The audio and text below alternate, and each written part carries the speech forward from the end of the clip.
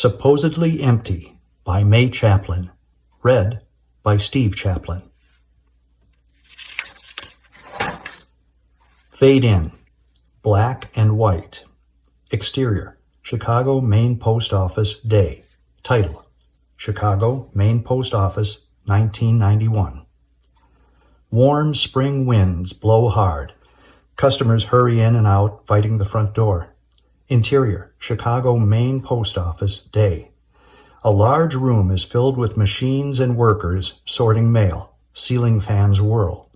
A lethargic worker pushes a wheeled canvas hamper piled with mail. He stops by an open window, takes in the breeze. A sudden gust snatches a letter with a flowing scrawl from the heap. It's stamped par avion with foreign postage. It dances in the air and floats to the bottom of an empty adjacent hamper. Another empty hamper is stacked on top of it, then another. The stack of empty hampers is pushed to the rear of a holding area in a loading dock. The stack hits the wall with a thud. Numerous stacks of hampers, one after another, collide, forming a sea of empty hampers. Exterior, Chicago Post Office, night. The building stands like a monument on the quiet street. The black and white bleeds into color. Title, Chicago 2012. Interior, Post Office, night. Jack, voiceover. I'm listening, Louie. On the dock, workers use forklifts and dollies to unload mail from trucks. In the corner of the loading area, the sea of stacked empty canvas hampers has become an ocean. Louis, voiceover. This guy is visiting the hospital and has to go to the bathroom bad, really bad. Empty hampers are pulled to the dock and filled with mail from the trucks. Louis, voiceover. The women's is the closest. So he says to the nurse, I really gotta go. So can I use the ladies' room? She says, okay, but don't press any of the buttons on the wall.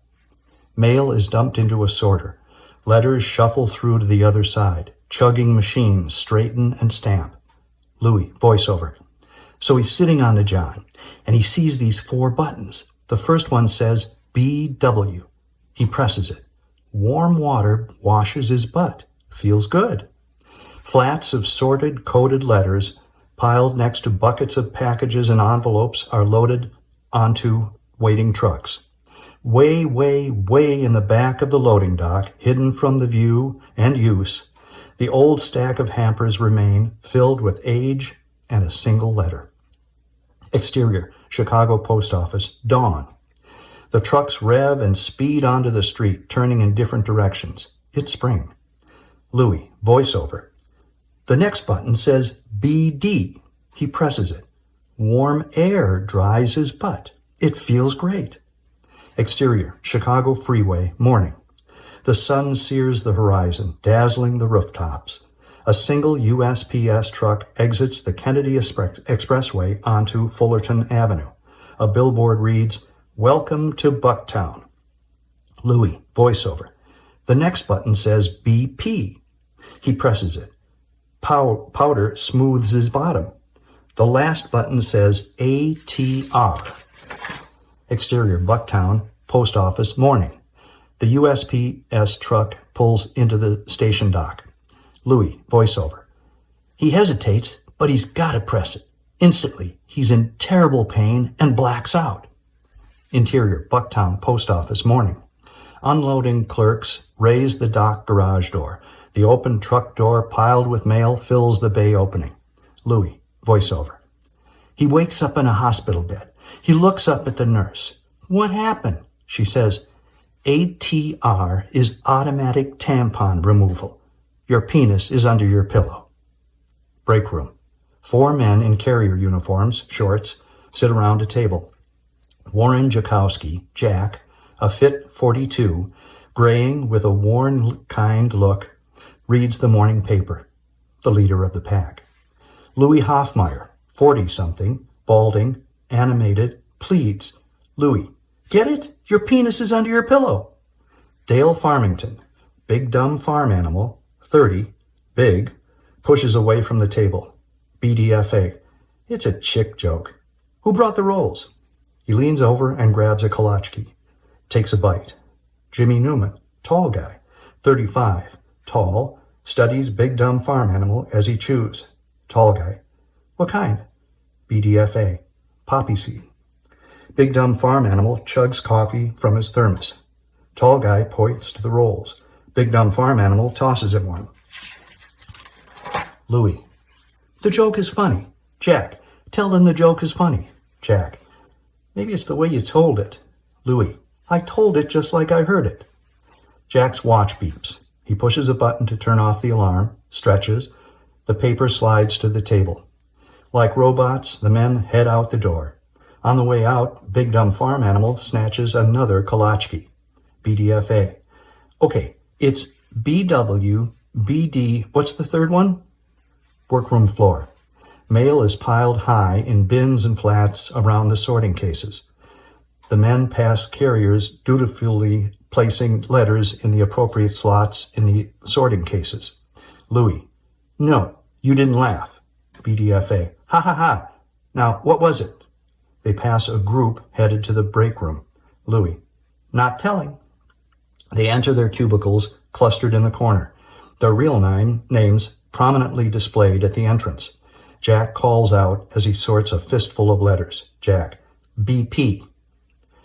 Big dumb farm animal leans against his sorting case, finishing off the kolachki, a smirk on his face. BDFA. Chick joke. He looks up to find manager Charlie Turner, a steely-eyed, middle-aged woman staring at him.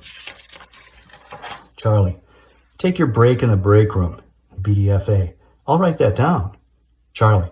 You take a smart pill this morning? How you going to be? Big dumb farm animal eyes up the stacks of mail. BDFA. Hour and a half over. Charlie. Can you do it in 8? Big dumb farm animal gives the blank look. Charlie.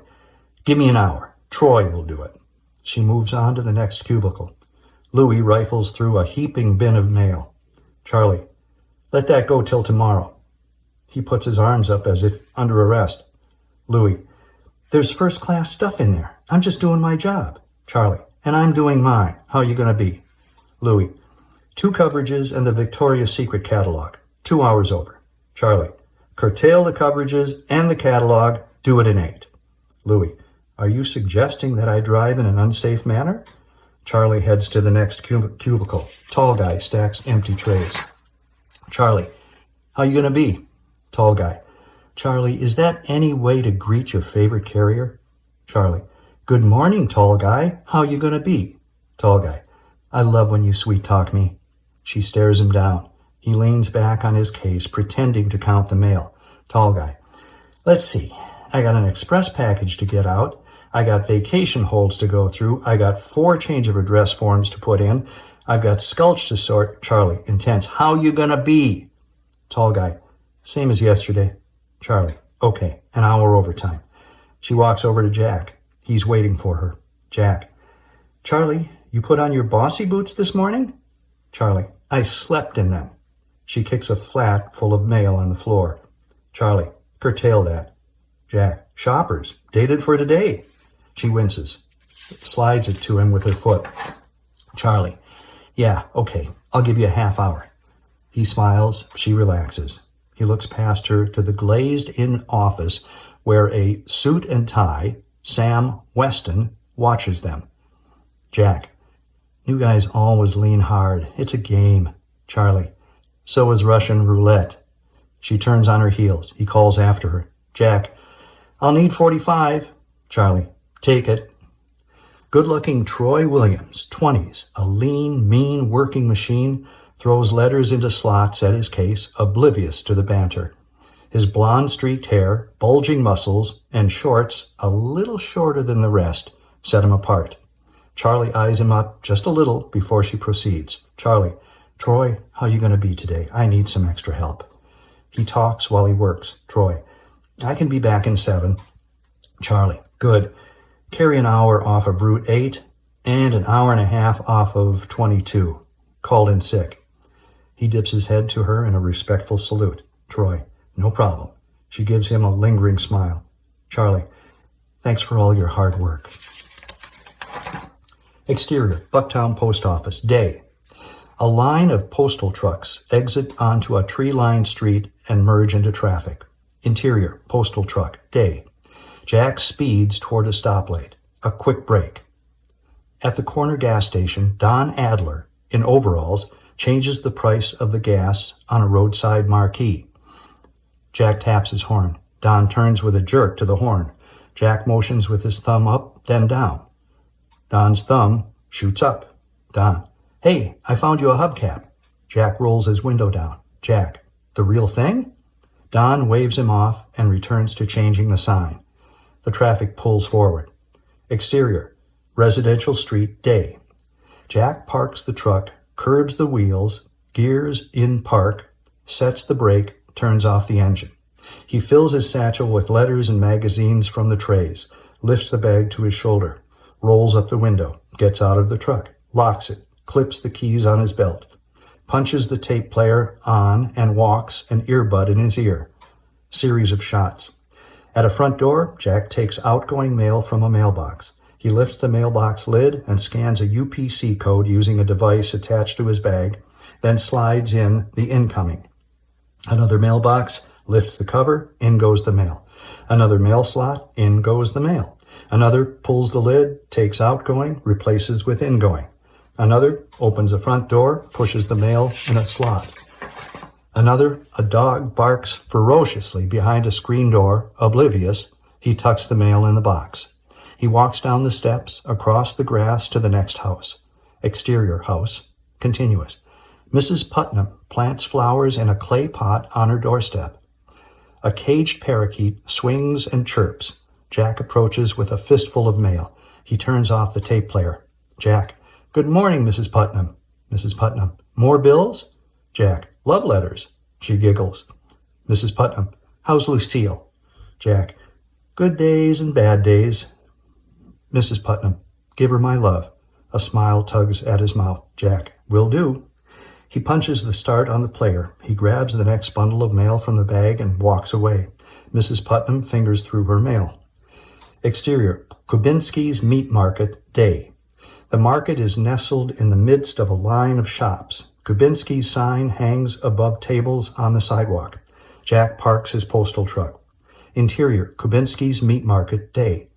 The old-fashioned market is clean and neat. A few customers eye the meats and deli goods through the sloping glass refrigerated cases. George Kubinski, mid-40s, sturdy and agile, slices ham. The whirl of the large blade slicer stops. He lifts a slice onto freezer paper and shows it to an elderly Mrs. Mysek. She eyes the meat, holds her finger to measure. Mrs. Mysek, in Polish. A little tiny bit thicker. George returns to the slicer.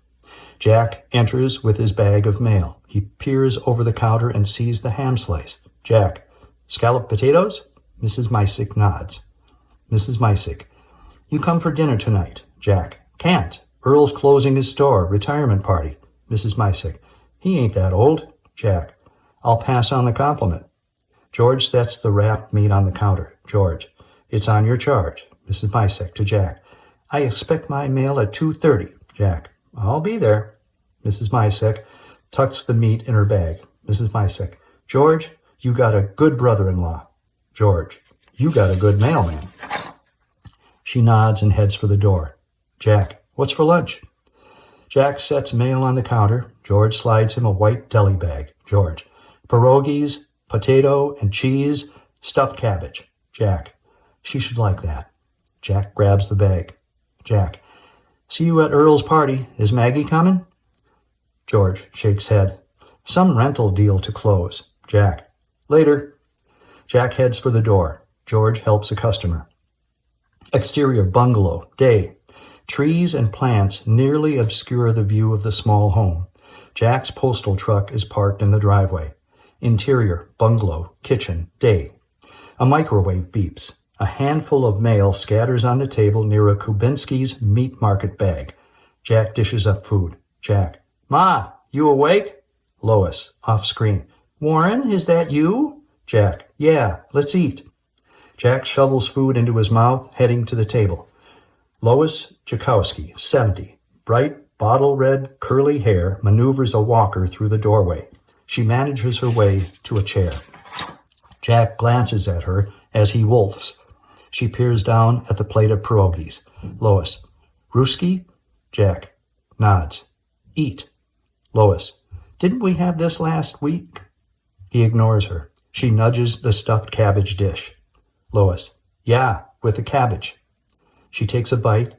He swings around, grabs water from the fridge, then back to his food. Lois. How's the job going? Jack. It's the post office, Ma. Never changes. How's your knee? She brightens, pats her leg. Lois. I'll be walking soon. Maybe come to your place and visit you and Lucille. Jack stops eating. Jack. Don't just call first. Make sure I'm there. They resume with the food. A little bit of silence. Lois. Why doesn't Lucille like me? For 20 years she hasn't liked me. Jack. Ma, she just gets crabby sometimes, like all of us. Lois. Yeah. Jack's watch beeps. He hurries with the last bite of food, lifts the plate to the sink. He kisses her cheek. Jack. Dinner on. Lois. Wednesday. Last week Tuesday. Next week Thursday. He kisses her again. Lois. The grass needs cutting. Jack. On Wednesday. He dashes out the door. Interior, Bucktown Post Office, late afternoon. Jack and Louie dawdle at the time clock. Charlie hustles toward them.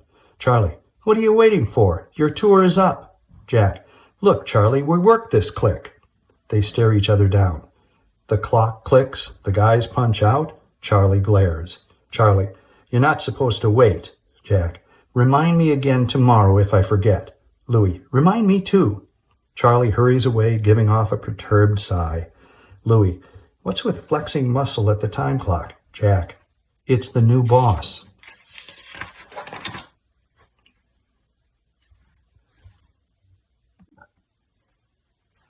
Exterior, post office, moments later. Louis follows Jack as he gets into a white Chevy parked next to a pickup. Louis. So what's Earl gonna do? Jack. Retire. The forward is Florida. Interior, Chevy. Louis peers down at Jack through an open window. Louis. Florida. Maybe we should go there on vacation. So what's the food gonna be like? Jack. In Florida? Louis. At the party. Jack. Kubinski's. Louis. That's good chow. My patrons never invite me to stuff like that. Jack. It's an open house. You want to come? Get in the car. Louis. Music? Jack. Maybe a polka guy. I gotta go. Louis. I like Goom Papa. Jack. Get in the car. Louis. I'll feel out of place. Jack. Louis. Just get in the car. Louis. If that's what you want. Louis hustles into the car. Exterior, bar and grill, late afternoon. A friendly neighborhood establishment clustered with other businesses. Interior, bar and grill. A female hand scrawls Annie McClure across the bottom of a lengthy document. Maggie off screen. And one more. Papers are exchanged and the hand signs again. At a booth, Maggie Kubinski, late 30s, dark hair, beams at Annie McClure, late 30s, pretty, hair up in a clip, sitting across from her, each with a glass of wine. Maggie slides keys across the table. Maggie, as of tomorrow morning, it's all yours. Annie picks up the keys, holds them close. Annie, southern accent. My own business. I hope I can make the rent. Maggie, it's a great neighborhood. Lots of pets. I guarantee it. Annie, going it alone scares the living daylights out of me. Maggie, summa cum laude from Northwestern. You can do it. Annie gives a weak smile. Annie, I'll give it the old college try. Maggie, that's the Annie McClure I know. Annie, work, work, work. Maggie sips her wine, planning her strategy. Maggie, you still need some fun. I know someone. Annie, my party days are over. Maggie, no, nothing like that. I want you to meet my brother, Warren. Annie, your brother? Divorced? Maggie, no, never been married. Annie, kids? Maggie, no, but great with my boys. Annie, he's not. Maggie, no, he's not. He's a really nice guy. Reads, polite, sensitive. You'll meet him. He's your... Annie, Maggie, stop. Choosing words. I'm sure he's a great guy, but right now I'm just not interested in... I got my hands full with making a living. Maybe, well, we'll see. Maggie gives a reticent nod. Maggie, he's a really nice guy. Annie, of course he is. He's your brother. Exterior, Earl's Vacuum Sales and Service, same. Cars line the street. Kubinski's Meat Market is next to Earl's shop. The white Chevy is parked in front. Jack, off screen. I'm not staying long. Louis, off screen. Lucille? Jack, off screen. I'm tired. I walked 5 miles today with 35 pounds on my back. Louis, off screen. You walk 5 miles every day. Interior, Earl's Vacuum Sales and Service, evening. The place is packed with Earl's friends and relatives. There's food, beverages, a band playing a polka. Folks dancing, a few unclaimed vacuum cleaners line the wall. A big burly Earl, dancing with the missus, twirls past Jack and Louis, still in uniform. Earl, help yourself, it's on the house. Jack, hey, congratulations. Louis, to Jack, Earl? Jack nods. Louis peers through the dancers to the buffet. Louis, talk to you later. He disappears into the crowd. Jack angles to the beer on the counter. He nearly bumps into a young, exuberant Mr. Kingman, who races toward him with an outstretched hand. Mr. Kingman, Jack, I miss you, man. A hearty handshake. Jack, Mr. Kingman, how's the new house? Mr. Kingman, great. We love the Belmont area, but our mailman... Jack, what's the problem? Jack looks past Mr. Kingman to Louis, devouring kielbasa. Mr. Kingman, you always came at 10:25. Some days we don't get our mail until 3. Drives me nuts. Jack, every route is different. Mr. Kingman, but this guy, his shirt is always hanging out of his pants. It's annoying. Jack eyes Louis's shirt tail hanging out of his pants. Jack, he's okay. Let me introduce you. Mr. Kingman, he's here? At the food table, George removes an empty servings pan and replaces it with a full plate of sausage. Jack approaches, leaving Louis and Mr. Kingman. George, good turnout. Earl's fixed a lot of vacuums. Jack, it's the free food and beer. Jack loads a plate with food. The music ends. Earl stands in front of the group. Earl, thanks for coming, everybody. Thanks for putting braces on my kids' teeth. Summer camps, cars, college, weddings. Couldn't have done it without you. We can all hoot and holler till midnight when the lease is up, so let's have a party. A polka jumps off the accordion player's keys. The dancers are back on the floor. Jack leans against the wall, drinks a beer, eats his food. Jack, any word on the new tenant? George, a doctor. Earl bounds up to them, gives Jack a shoulder hug. Earl, I've seen this guy 5 times a week for 20 years, probably go through withdrawal. Jack, you're making me cry, Earl. Earl, you'll retire someday, Jack. Jack, and do what? Earl, come see me. From across the room, Earl's wife motions to him. Earl, gotta work the crowd. Earl returns to the dance floor. George, a doctor sounds quiet. I'm ready for quiet. Jack, think I'll get going. Put my feet up. Got a new utility starting tomorrow. George, a runner? Jack, don't know. Jack sets his plate down and drains his beer. He hands the can to George. Jack, later. George tosses it in a box full of empty cans. Jack approaches Louis near the beer, clustered with a group of men, including Mr. Kingman. Louis, so the guy says to the nurse, can I use the woman's John? Jack elbows Louis and gives him the goodbye salute. The group of men stare back at Jack. Louis, I'm in the middle of a joke. Jack, you want a ride? Mr. Kingman, I'll give him a ride. Good to see you, Jack. The group rivets back to Louis. Louis, so the nurse says you can use it, but don't press. Jack heads for the door. Exterior, Jack's apartment, night. A white Chevy pulls into the driveway of a 3-car garage. A large upscale home is adjacent. A small light shines through a window in the 2nd story above the garage. Jack climbs the stairway that hugs the side of the garage to the 2nd story. He unlocks the door and slowly opens it. Interior, Jack's apartment, night. The room is quiet and very neat. Jack enters cautiously. He looks around. Jack, a good day. Listens. Jack, Ricky Ricardo voice. Lucy, I'm home. He sets his coffee mug on the spotless kitchen counter. Jack, come give me a kiss. He pulls out a beer from the refrigerator. Jack, come say, hi, Jack. Opens the beer, drinks, waits. Jack, Lucille, where are you? He hears a flutter. He leans against the counter and smiles. A large parrot struts into the kitchen, parading her feathers, taking center stage. Lucille, hi, Jack, don't say it on a plane. Jack, come here, come see me. Lucille, hi, Jack, don't say it on a plane. Lucille wrings her neck back and forth. He reaches for her. She steps away. Jack, are you crabby? Lucille, later. She waddles away. Jack, you're stomping on my heart, Lucille. He waits for her to talk. Jack, sorry I'm late. Interior, Jack's garage, night. Parked in the end stall of the 3-car garage is a picture-perfect vintage Chevy. The hood is propped open. With a beer in hand, Jack examines the beauty of the immaculate engine. His head bobs to the classic rock and roll music coming from a CD player.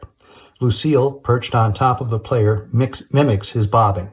A new song starts. Lucille, ZZ Top. Jack, very good, Lucy. The middle garage door opens. A large, fancy car pulls in. Maggie gets out. Jack, a no-show for Earl? Maggie, I was closing a rental deal.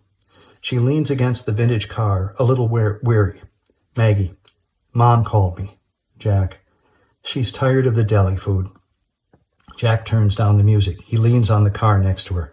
Maggie, maybe get a boarder that can cook. Jack, Meals on Wheels? Maggie, assisted living?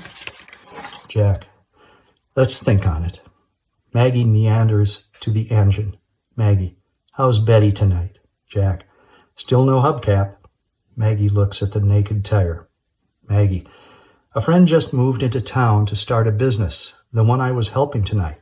He gives her a wary look. Maggie, she lost her husband, and I was thinking that she might like some company from a nice guy, and Jack wags head. No, no, no, no. Maggie, can I finish? Lucille wags head. No, no, no, no. Jack, we don't do this anymore. We stopped setting up dates for the pathetic older brother several years ago. No friends, no neighbors, no clients' daughters, no clients' mothers, no clients' grandmothers. I'm ineligible. Maggie, obstinate. She peeks around the hood. Maggie, she's very nice. Jack, stop it. Maggie, and smart. Jack glares at her. Maggie, you're going to meet her. Jack, no, I'm not. And don't bring this woman up ever again, ever. Maggie, that's a little harsh. Jack, I mean it. Maggie, fine. We both know where you get that testy streak. Backs towards the door. I'm leaning toward a boarder that can cook. Lucille pulls on Jack's shirt. Jack gives her his hand. Lucille, later. Maggie, you may not realize this, but you need help. Bye, Lucille. She scowls at Jack and walks out to the house. A new song plays. He turns up the music. Lucille climbs up to his shoulder. He gives her a rub. Lucille, stoned. Jack, very good, Lucy. Jack's gaze falls to the missing hubcap on the front tire. Jack, new joke. This guy was visiting a hospital and had to go.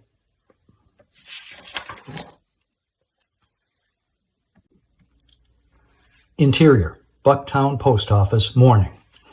Jack throws mail as Charlie assesses the filled buckets on the floor. She nudges it with her foot. Charlie, curtail. Jack, new utility tomorrow. Day off. Charlie, crap, that's right.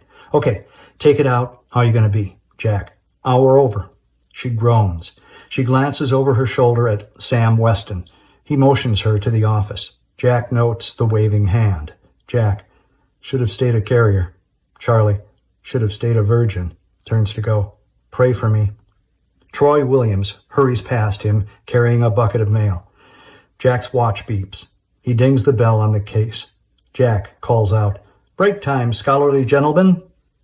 Louis, tall guy, big dumb farm animal, and Jack head for the break room. They pass by a case where Andy Thompson, 25, friendly looking, throws mail feverishly.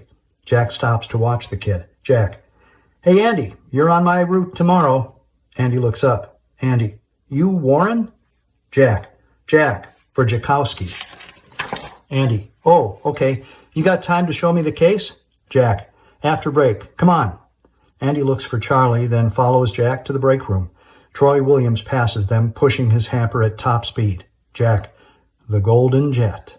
Andy watches him hustle toward the loading dock. Andy, runner? Jack nods. Break room. The guys amble to their table and do the morning coffee, food, and newspaper routine. Jack, guys, this is Andy. New transfer. Break buddies. Points. Louie, tall guy, big dumb farm animal. Andy focuses on big dumb farm animal. Andy, you kidding? His real name? He searches their faces for an answer. BDFA. It just kind of stuck. Louie, Dale Farmington. Get it? Andy, oh. Tall guy. To Andy, you bowl?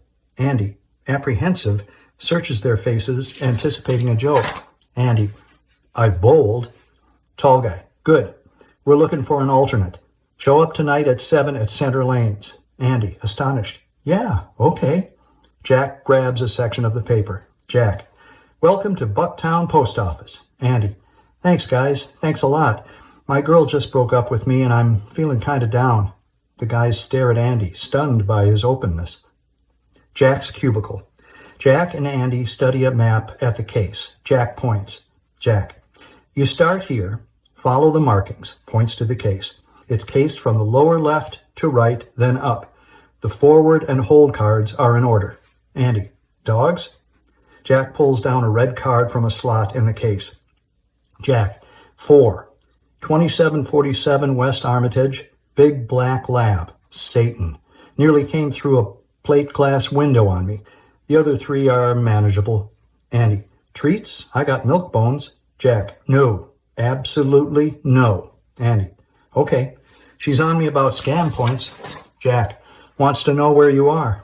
Jack pulls out a blue card from the first delivery slot. Jack, they're marked in order. Do it at the scheduled time and check the forwards. Earl's vacuum is closed. No new delivery yet. Andy, I think I got it. Jack, one more thing, a favor. There's a carrier alert at 1312 West Cortlandt. My mother. Andy, I'll take care of her. Jack extends a handshake. Andy grabs it. Jack, thanks. Her name is Lois Jakowski. Andy, Lois, like Lois Lane. Jack, not quite. Andy walks away, a bounce in his step. Jack, later.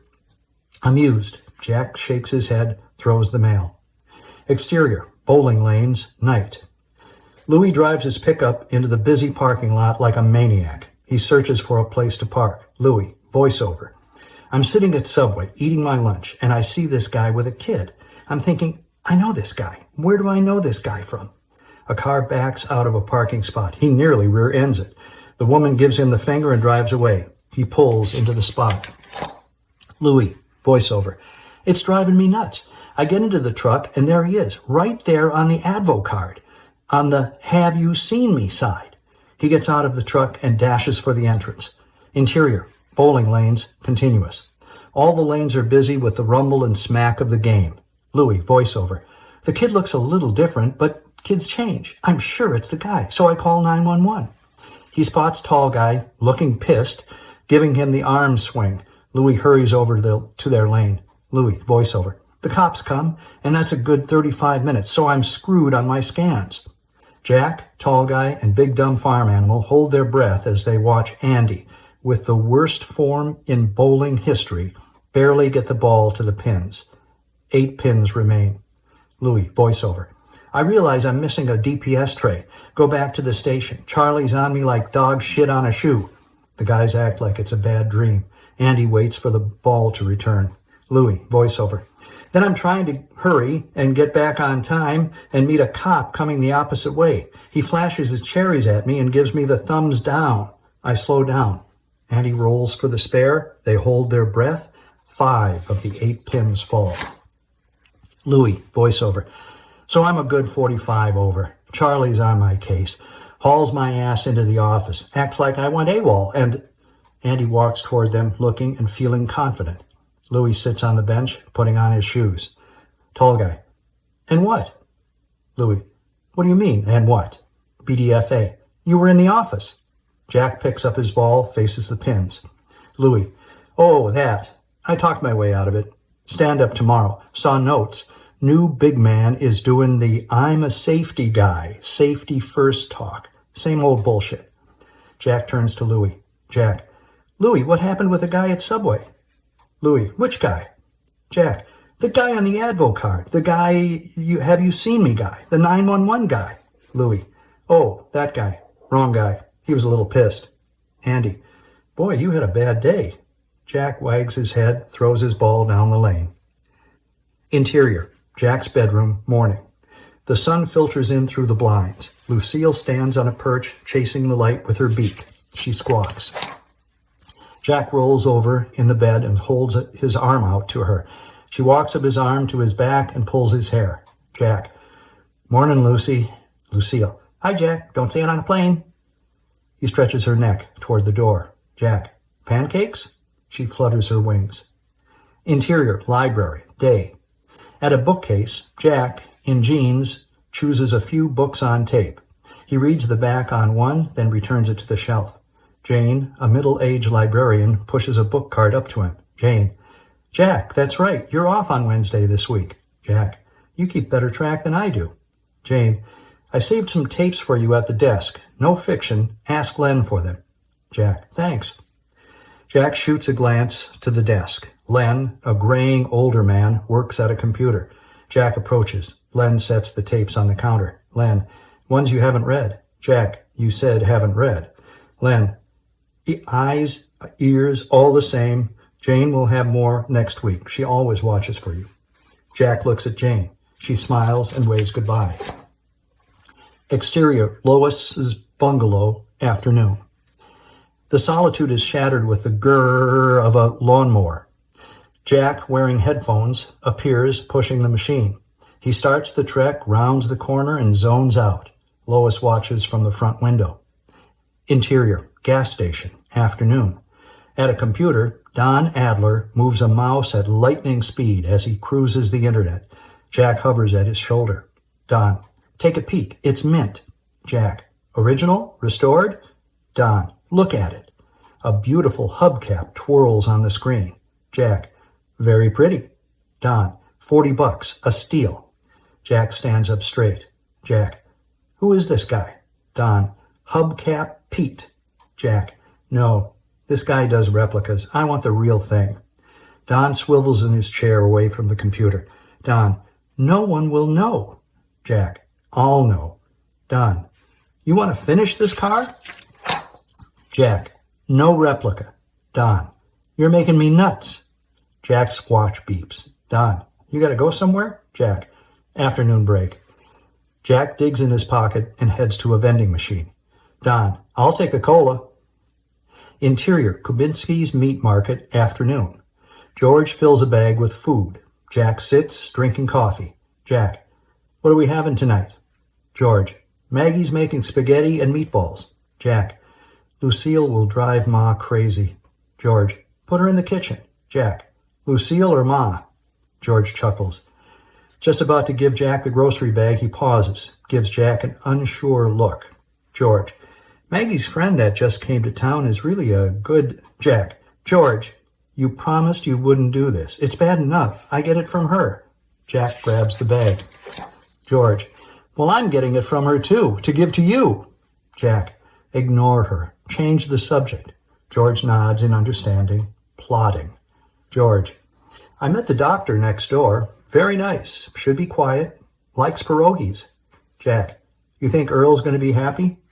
George. I am. No more vacuums. Jack gives a reluctant smile.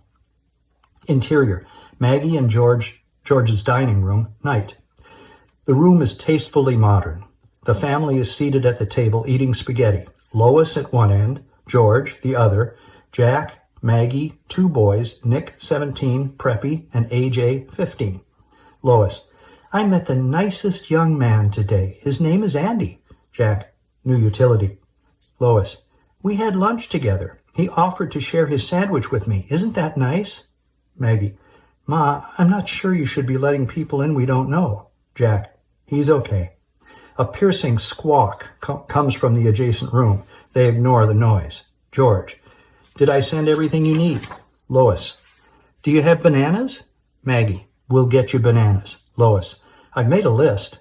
Nick, I'll take Baba to the store. Lois looks at him as if he was made of gold. Another squawk. Jack, spaghetti is Lucille's favorite meal. Lois, maybe don't bring her. Maggie, to Jack. The old school sold. They're putting in office condos. Jack, how many? Maggie, maybe 30. Jack, that's 30 more deliveries on my route.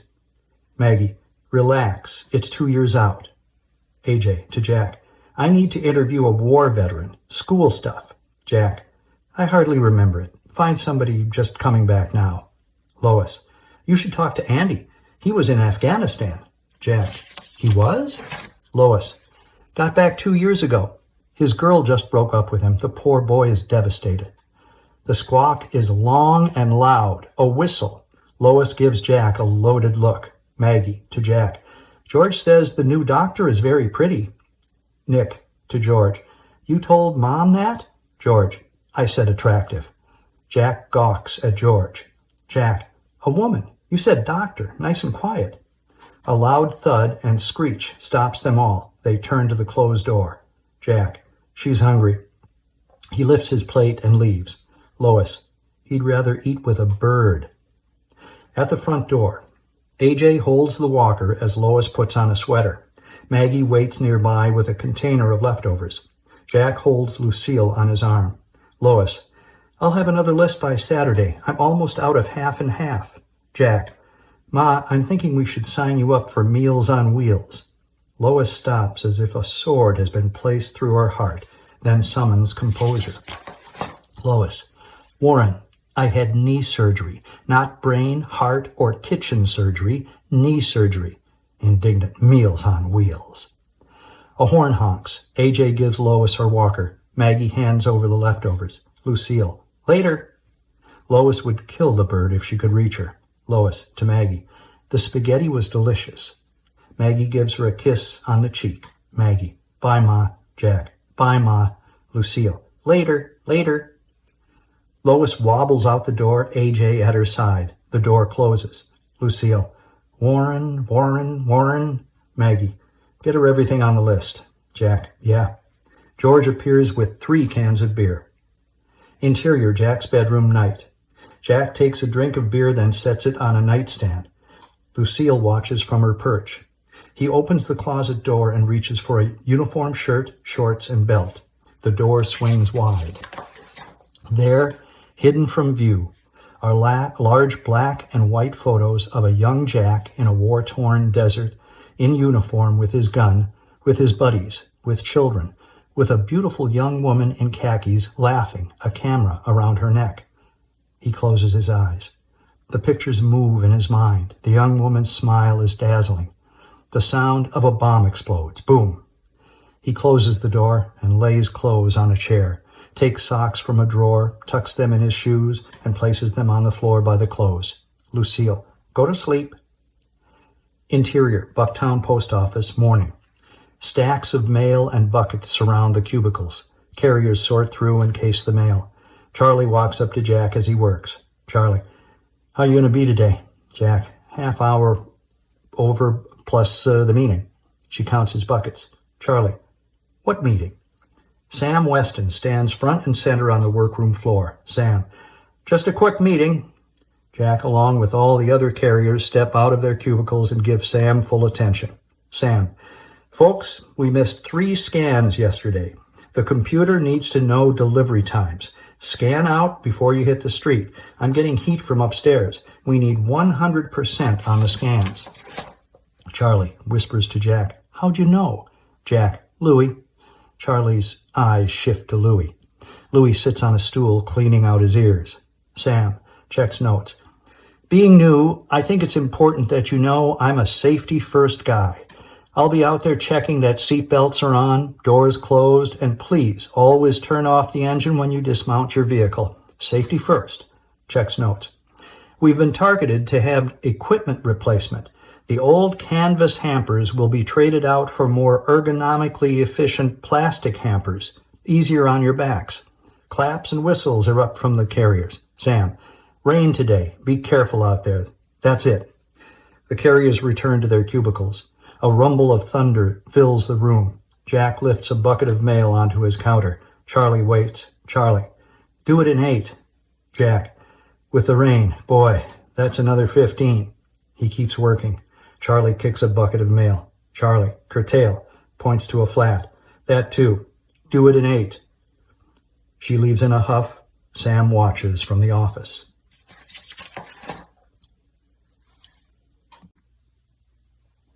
Loading dock. Jack, Louie, tall guy, big dumb farm animal, and Andy, with their hampers of mail, look out at the parking lot. The rain pours down. The postal trucks are barely visible. Jack, it's not letting up. BDFA, supposed to go all day. Louie, what a miserable, sucking day.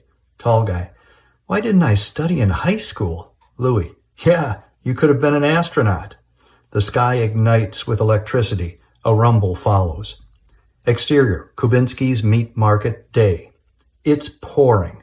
Jack pulls into his regular parking spot. Interior, postal truck, continuous. Jack takes mail from the tray and puts it in his bag. He examines a registered letter addressed Dr. Annie McClure. He stuffs it in his bag. He peers at a sign painter under an awning, painting on the glass of the outside door of the doctor's office. Interior, Kubinski's Meat Market Day. George packs a lunch. Jack, sopping wet in postal rain gear, puts the mail on the counter. Jack, I got a registered letter for her. George, who? Jack snatches the letter from his bag. Jack, Dr. Annie McClure. George, yeah, that's her name. Jack, well, is she here? George, haven't seen her today. George pushes him the sack. George, I made her egg salad sandwiches. Jack, she likes egg salad. Jack puts the lunch in his mail sack. George, so you going to stop next door? Jack, I got a letter for her. George, yeah. Jack heads for the door. Jack, later. Exterior, Annie McClure's office, day. The sign painter puts the finishing touches on the front door lettering. Jack approaches, letter in hand. Jack, morning, sir. Painter, noticed you didn't say good. Jack, just stating the obvious. Jack looks at the sign on the door. Dr. Annie McClure, animal behaviorist. He stares at animal behaviorist with a puzzled look. He peers into the inside darkness. Jack, you know when she's coming back? Painter, nope. Jack tucks the letter back in his bag. Jack, catch her tomorrow. Interior, postal truck, day. In front of Kubinski's, Jack waits for the corner light to turn green to enter the flow of traffic. A newer station wagon pulls in, parks. It catches his eye. Annie, in a hooded raincoat, charges from the vehicle to the awning and sign painter. She flips her hood off. Brown hair falls to her shoulders. Jack's watch beeps. He pulls onto the street. Interior, post office, bathroom, afternoon. Jack hunches over the sink, washing his hands and face. A sneeze comes from behind a closed stall door. Jack, your socks wet? Andy, off screen. Yeah. The toilet flushes. Jack wipes his hands. Jack, mine too. Andy shuffles to the sink. He's exhausted. He washes up. Jack, do you drink? Interior, bar, evening. Jack and Andy, in uniform, sit at the bar with a beer. Jack intently peels the label from the bottle in between swigs. Andy, we're breaking the uniform rules? Jack, yeah, but Cliff Clavin blazed the trail. We're okay. Andy, I wanted to quit today. Jack, I wanted to quit too. Andy smiles and drinks. Jack, thanks for not running off my route and making me look bad. Andy, I'm walking it like I will 20 years from now when I get old. Andy mimics Jack and picks at his beer label. Jack, hey, do you know what an animal behaviorist is? Andy, is this a joke? Jack, it's the new doctor at 1720 Damon. Andy, what kind of animals? Jack, don't know. Wait and see. They drink in unison.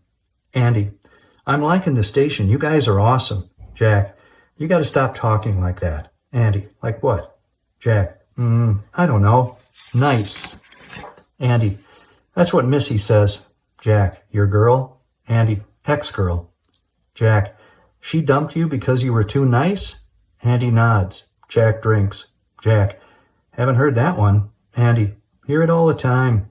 Jack, my mom thinks you're Andy the Angel. Andy, I'm having lunch with her on Thursday. The bartender approaches, points to their near-empty bottles. Jack peels the last corner of the beer label and lays it up flat on the bar. Jack, nah, gotta get home. Andy, me too. My mom's holding dinner. Jack and the bartender give him a questioning look. Andy, just until I find a place. She's driving me crazy. Jack nods with understanding and chugs his beer. Jack, can you cook? Interior, library, night.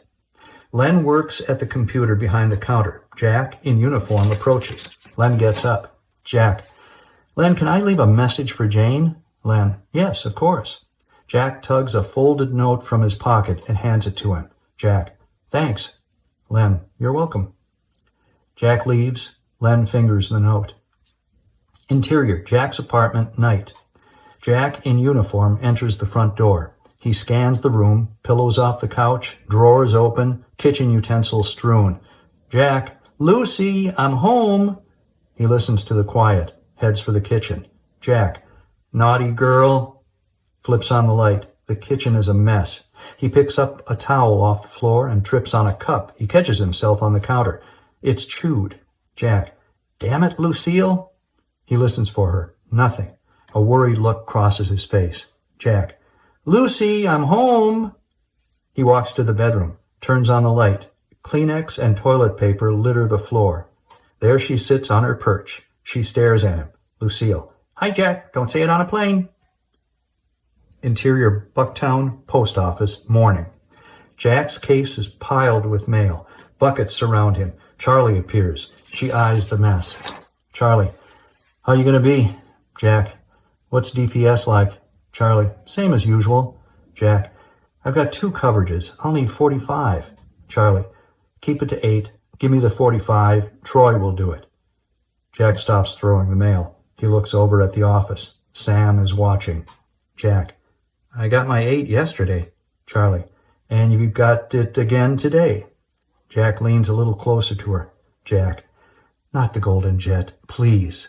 Charlie, I've got orders. Keep 'em all to 8. Troy can do his and your 45 in 8. Do the math. She hands him a help slip. She walks to Troy's case. He greets her with a smile. Exterior gas station, day. Don changes the gas price on the marquee. Jack pumps gas into the postal truck. The Golden Jet drives by at top speed, his blonde hair blowing in the wind. Interior, gas station. Jack slides a charge card across the counter to Don. Jack, find a real one? Refurbished? Don, nope. Jack signs the charge. Don hands him a blank envelope. Jack, no address. Don, for you. Open it at home. Jack gives him a quizzical response. Don goes about his business. Jack tucks the envelope into his shirt pocket. Exterior, residential street, day. With an earbud in his ear, mailbag on his shoulder, Jack gets out of the truck and locks it. He walks across a lawn to a house. An elderly Mr. Sugarman washes his vintage car in the driveway. Mr. Sugarman, what you listening to today? Jack clicks off the player. Jack, the history of unions in America. Mr. Sugarman, sounds a little dry. Jack shrugs and walks to the car admiringly. Jack, you did a great job on her. Mr. Sugarman, when you taking Betty for a spin? Jack, no hurry. She's pretty happy in the garage. Mr. Sugarman, you got to get her out. Jack hands him his mail, followed with a quick salute. Jack, have a good morning, Mr. Sugarman. Interior, Kubinski's Meat Market, day. Jack exits the restroom. He hoists his bag onto his shoulder. George hands him a deli bag of food. George, chicken salad with greens. Jack, she'll like that. Jack tucks the food in his mailbag and heads out. George, you going next door?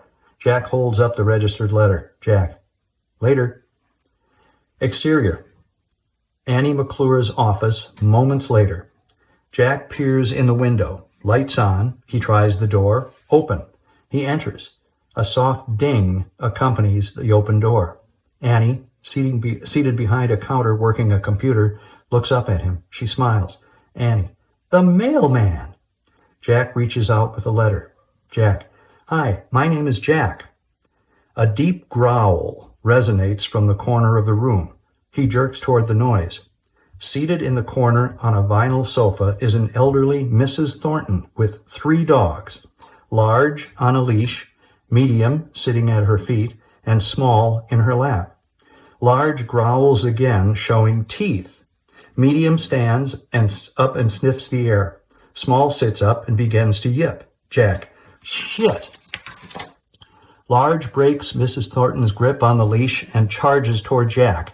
Medium follows with a lunge at Jack's bag. Small bounces off the couch and yips at his feet. Jack screams, Call him off now! Call him off! Large snarls and barks. Jack pushes Medium off his bag.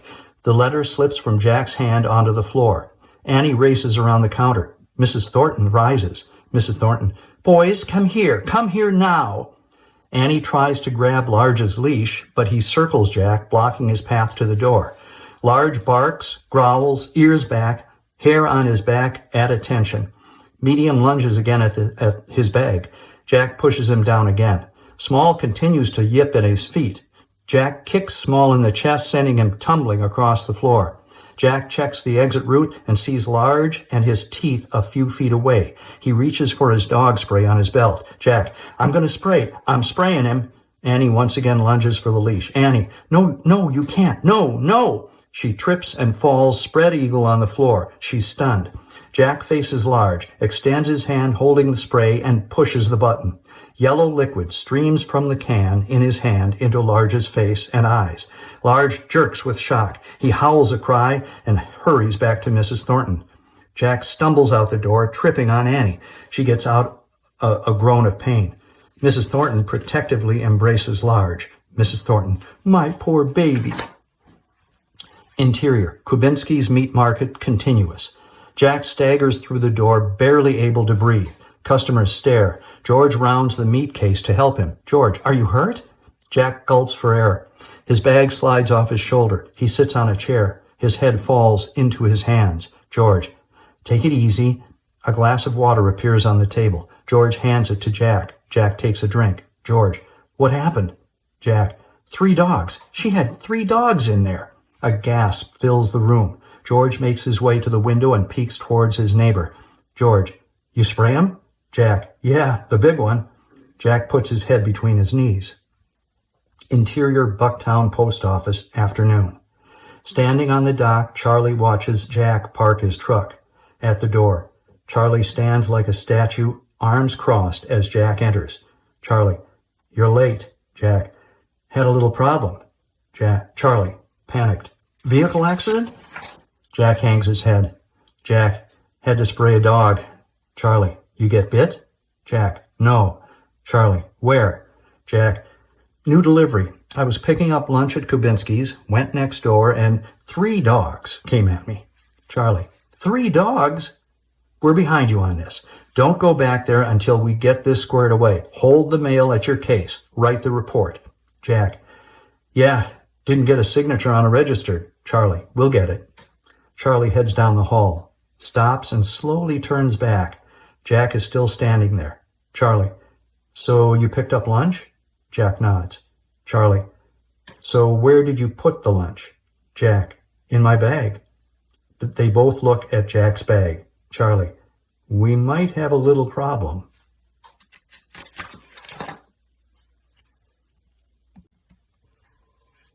Interior, bar, evening. Louis, tall guy, big dumb farm animal, and Andy sit elbow to elbow in front of the bartender. Louis, so I'm doing the route, a little ahead of schedule, and I get this call from Charlie, the one that didn't want me to have a cell phone. Exterior, Bucktown Post Office, evening. Jack leaves the dock and gets in his white Chevy. He pulls out of the parking lot into traffic. Louis, voiceover, tells me the Golden Jet pulled a groin muscle and he needs me to carry 2 of Jack's blocks. Interior, Jack's car, evening. Jack drives down the familiar streets of his route. He pulls in next to Kabinski's and parks. He strains to see into Annie's office. Louis, voiceover. I say, sure, I'll take the overtime. Then I act all concerned. Is Troy going to be able to carry his route tomorrow? Jack sees Annie come out of the front door and lock it. Her hand is bandaged. She goes next door into Kabinski's. Louis, voiceover. She spills that he's on light duty, will come in early and case up the routes. A puzzled look crosses Jack's face. He drives away.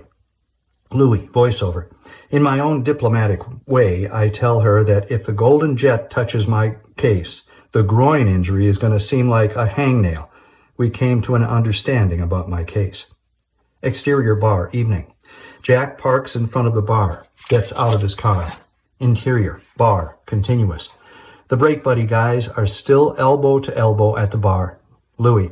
So when Jack gets here, Jack sits down. Louis. It's good news, bad news. Jack to bartender. Friday night special. To Louis. I heard. The Golden Jet is grounded. Thanks for doing those 2 blocks. The bartender places a mug of beer in front of Jack. He gulps.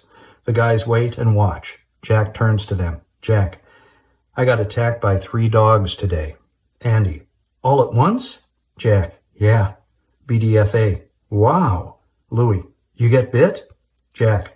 No. Sprayed one, kicked one, pushed one down, and got the hell out of there. Andy. Where? Jack. The new dock next to Kabinski's. Don't go in there. Louis. Geez, you'll be thinking about that all night. Tall guy. It'll be a 3-dog night. The guys snicker and drink. Exterior, Jack's apartment, night. Jack pulls up in the driveway. A small light shines through the window of his apartment. Interior, Jack's apartment, moments later. Jack opens the door and peers in. The place is neat as a pin. He carries in a bag of groceries to the kitchen. Jack. Lucy, I'm home. He unloads the bag on the counter. Nuts, apples, carrots, grapes, bananas. Jack. Lucy, I'm home. He listens. Bedroom. He walks in and turns on the light. Lucille sits on a swing in her jungle gym, her eyes steady on him. Numerous feathers dust the floor. Jack. Friday. Beer with the guys. You know that. He stoops and picks up the feathers from the floor. Jack. Don't be pulling these out. She climbs on his shoulder, then down his arm. She sees an envelope peeking out of his shirt pocket. She pulls it out and drops it on the floor. Lucille. Hi, Jack. Don't say it on a plane. He opens the envelope and unloads a sheet of paper. A picture of the hubcap from Hubcap Pete's jumps out at him. Below it is written $40. He puts it on the table next to the bed. He takes Lucille's empty bowl from the jungle gym. Jack. Let's get some dinner. Lucille whistles. Lucille. Lucy, I'm home. Interior. Post office. Morning.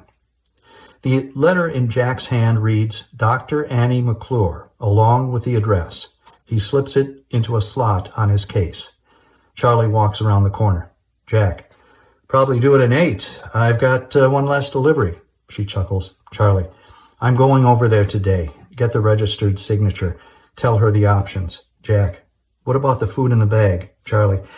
Unless she smelled it, shouldn't be a problem. Jack. Felt bad about that. She starts to leave, but turns back. Charlie. Did you know that when you ran out, you stepped on her wrist? Jack wags his head in disbelief. Charlie. You might want to apologize. Jack nods. His watch beeps. Jack dings the bell. Jack calls out, Break time, scholarly gentlemen. Break room. Louis, tall guy, big dumb farm animal, and Jack sit at their table breaking. Louis. It's sort of her own fault. 3 dogs. Tall guy. So how are you going to apologize? Jack. Not sure. Tall guy. Write a note. She'll pick it up with the mail. Jack. I should face her. Louis. Is it just a fracture, or did you really snap it? Jack. Louis, I don't know. Louis. Hey, I didn't break her wrist. BDFA. Maybe just call her. They think. Jack. Yeah, I'll call her. Louis. If you're lucky, she won't be there and it will go to a machine. Tall guy. And just read it. Jack. I should face her. Jack's watches beep. They head for the door. BDFA. What's she look like? Jack. Pretty. Louis. Yeah, you should face her. Interior, Chicago freeway, day. A USPS semi-truck and trailer weaves through snarled traffic. Exterior, Chicago main post office, day. The truck makes a turn into the parking lot. The truck backs into the loading dock. Interior, Chicago main post office, day. The rear doors of the semi open. The trailer is full of new orange hampers. Workers unload them onto the loading dock.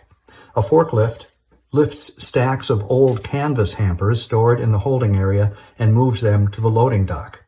It works its way to the back where the old, very old stack of hampers remain, filled with age and a single letter. The orange hampers glow with newness.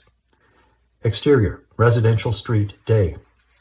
Jack exits his parked truck with a large package. On the front steps of a house, Jack, carrying the package, rings a doorbell. A dog barks. Jack waits. Mrs. Cruz, in a wheelchair, opens the door, a little yipper on her lap. She grabs the dog by the collar. Mrs. Cruz, stop that. It's Jack. Jack, morning, Mrs. Cruz. Fruit of the month. Mrs. Cruz, I hope it's grapefruit. She swings her chair wide, and Jack enters. Series of shots. At a front door, Jack takes outgoing mail from a mailbox. He lifts the mailbox lid, scans a UPC code, then slides in the incoming.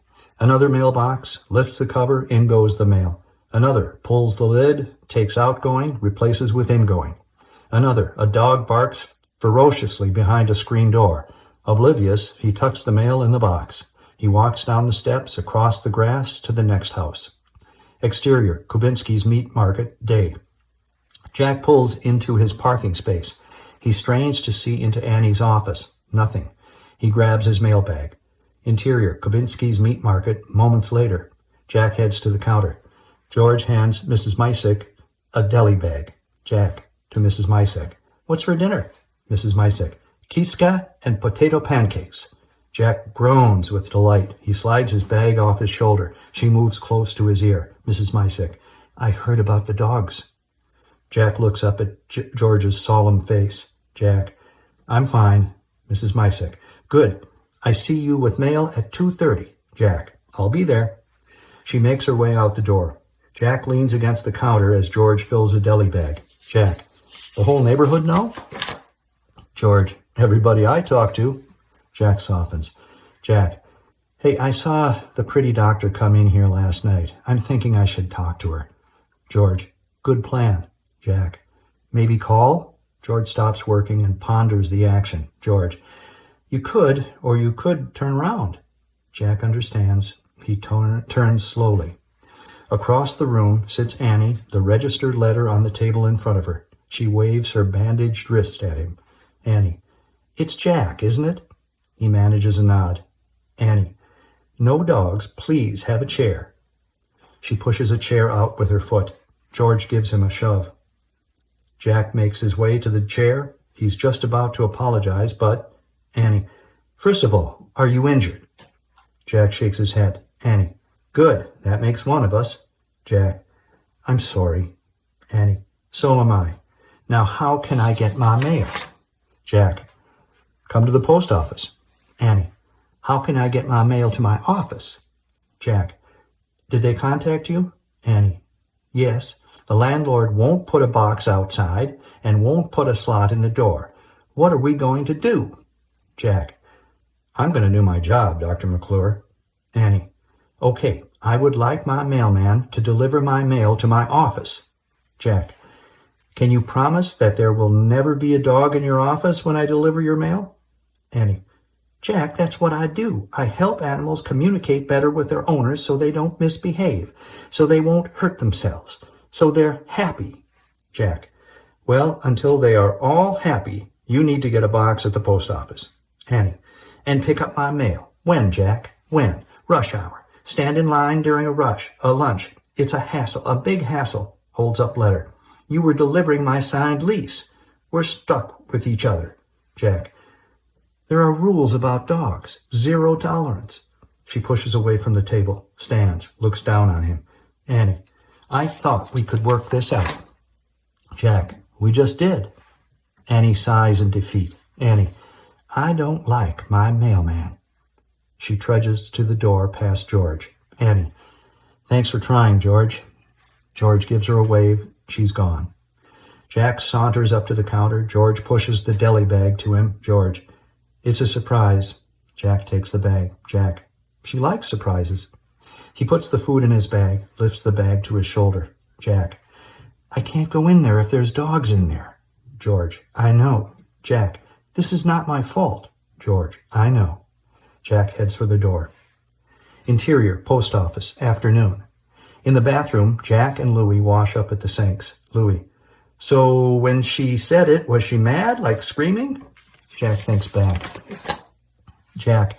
She was mad, but not screaming. She's got this drawl. Louie. Texas? Jack. Maybe. Louie. Georgia? Jack. Never been there. Louie.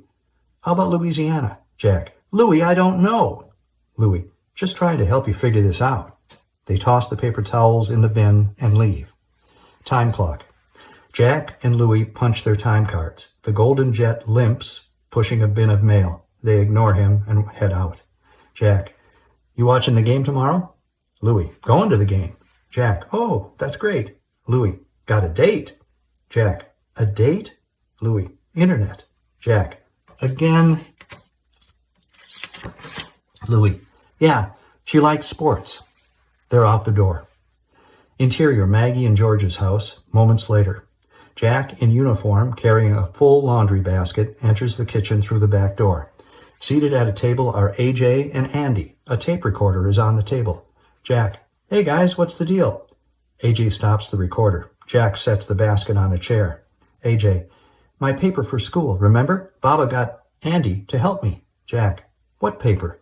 AJ. The one for social studies, about being a vet. Andy. It's no problem. Happy to help. Jack opens the refrigerator and cracks open a beer. AJ starts the recorder. AJ. So what was the scariest time? Andy. There was a couple of times when we moved during the night, once under fire. Nothing close, but I had... Jack makes his way to the rest of the house. Jack. Good luck with that, guys. They don't hear him. Den. Jack, beer in hand, relaxes on a couch. Maggie works at a computer. Maggie. Did you get Ma's laundry? Yeah, I got it. Jack. Maggie. I'll do it tonight and bring it back tomorrow when I take her to Mass. It's my turn. Jack. Yeah, okay. She turns to Jack. Maggie. I heard about the dogs. Jack. How about the broken wrist? Maggie. It's only sprained. Jack. Shit, I forgot to ask. Maggie. Maybe you should ask her out. Kind of a peace offering. Jack. She wants her mail, not a date. Maggie. I just thought it might be an opportunity. Jack. You're out of your mind. Maggie turns back to the keyboard. Maggie. Andy's staying for dinner. Would you like to join us? Jack. What's the deal with Andy being here? How'd that happen? Maggie. Ma asked him to help AJ, just like you asked. Jack. Just like you suggested. Jack. I suggested? Maggie. At dinner. Jack. Oh, yeah. Maggie shuts down the computer. Maggie. What do you think of Andy moving in with Ma? Jack. What? Maggie. She thinks he's great. He needs a place to stay and he cooks. Jack. He cooks? Maggie. Sort of. She sits next to him on the couch. Maggie. He'd shop for her, mow the lawn, eat with her, take her for rides, maybe even church. I'll work on that. I think it's perfect. Jack. Yeah, perfect. He picks up her briefcase and heads for the kitchen. Jack mulls over the new arrangement. Maggie. So is it a yes? Jack. What? Maggie. Are you eating with us? Jack. Nah, got stuff to do. Maggie. Are you all right? Jack. Sure, why? Maggie. You didn't ask what we were having. Jack. I got stuff to do. Jack takes a swig of beer. Interior, Jack's bathroom, night. Jack turns on the water in the tub and adjusts the shower head to a fine mist. He cranes his head around the bathroom door down the hall. Jack calls, Lucille, where's my dirty bird? She squawks. He follows the noise. Living room. He swivels the recliner around. Lucille looks up at him. Lucille. Hi, Jack. Dirty bird. He grabs her. She bats the air with her wings and squawks. Bathroom. Jack holds Lucille under the shower. She's miserable. On the bathroom counter, Jack towel dries Lucille. She watches her reflection in the mirror. Jack blow dries her feathers. With Lucille in a firm grip, Jack clips her nails. She screams like he's killing her. She wiggles to get free. Her grip tightens. She bites his hand, drawing blood. Jack, damn it, Lucille! He releases her and wraps a towel around his hand. She races out of the room. He looks in the mirror, stunned. Interior, Jack's apartment, bedroom, night.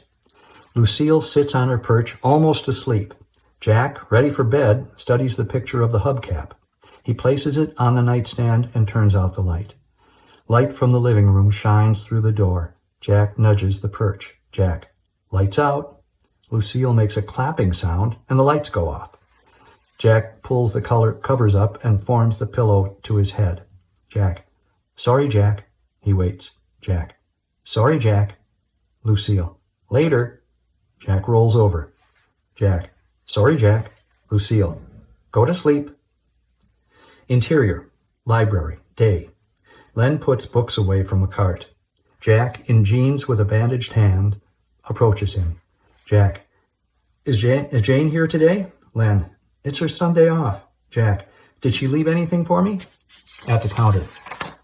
Len hands Jack 2 books. Jack glances at the titles.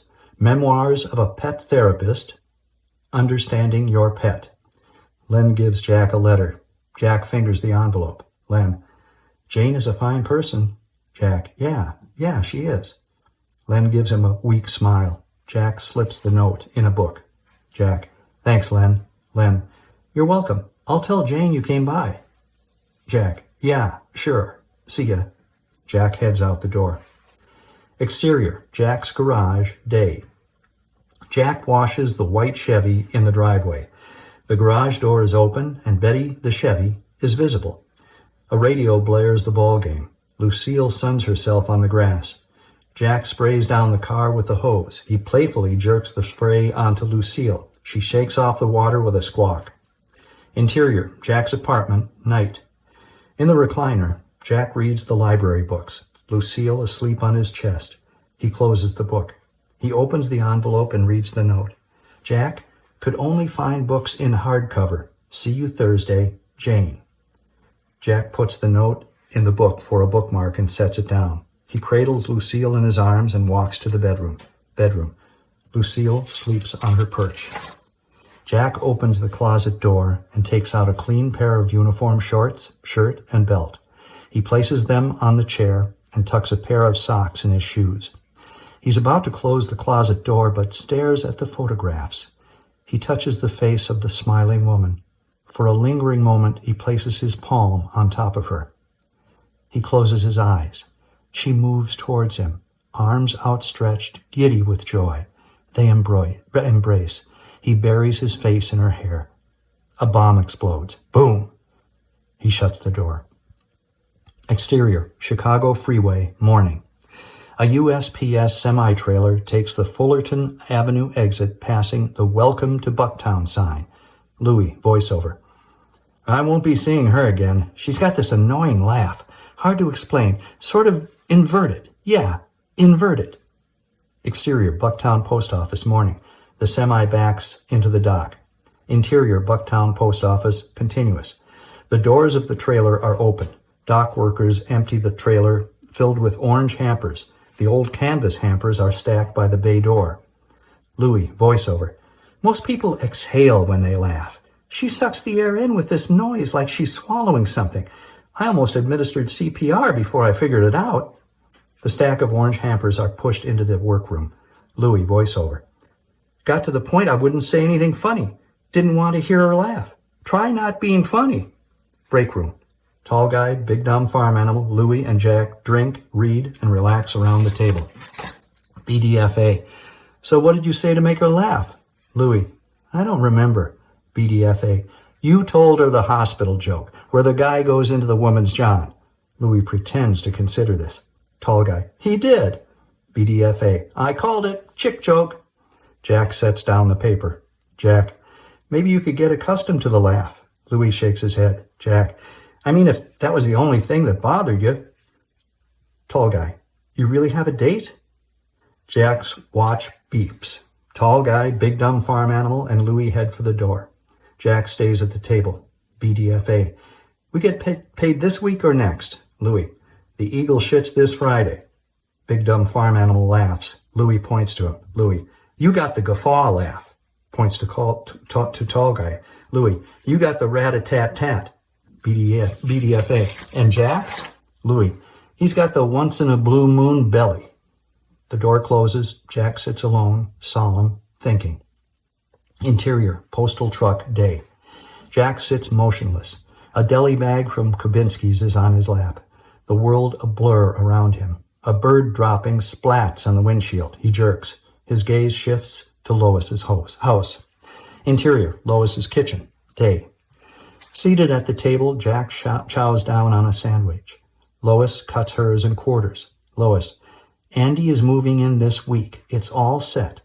Jack listens, chews, and nods. Lois. I thought it would be best if I asked if he could have your old room. I just thought it was right to ask. Jack. It's fine, Ma. Lois. Good. I'm really looking forward to having him here. He's such a fine young man. Jack scoots to the refrigerator and fills his water glass. Lois. The doctor says it won't be long and I can drive. Jack. That's great, Ma. Lois. What I mean is that you won't have to bring me lunch. Jack gives her a stunned look. Oh, yeah, okay. Lois. You've been wonderful, but I'm on the mend. You're off the hook. Lois digs into her sandwich. Jack eats his pickle. Interior, Jack's garage, night. With a beer in hand, Jack peeks under Betty's hood at the engine. Tunes blare. Lucille bobs to the music. Lucille. Stones. Jack wags head. No, no, no. Doors. Lucille wags head. No, no, no. Jack holds the picture of the hubcap up to the wheel. Jack. Should I get it? Lucille. Later. Jack. I should get it. Lucille. Go to sleep. Exterior, Jack's garage, night. Jack backs the white Chevy out of the driveway. Interior, Jack's car, night. Jack stops at a red light by Kubinski's. The deli is closed, but there is a light on in Annie's office. He tries to see in. The stoplight turns green. Exterior, gas station, night. The lights inside and outside the gas station are turned off. Jack pulls in and parks. He races to the front door. It's locked. He peers in. Across the parking lot, a car door slams.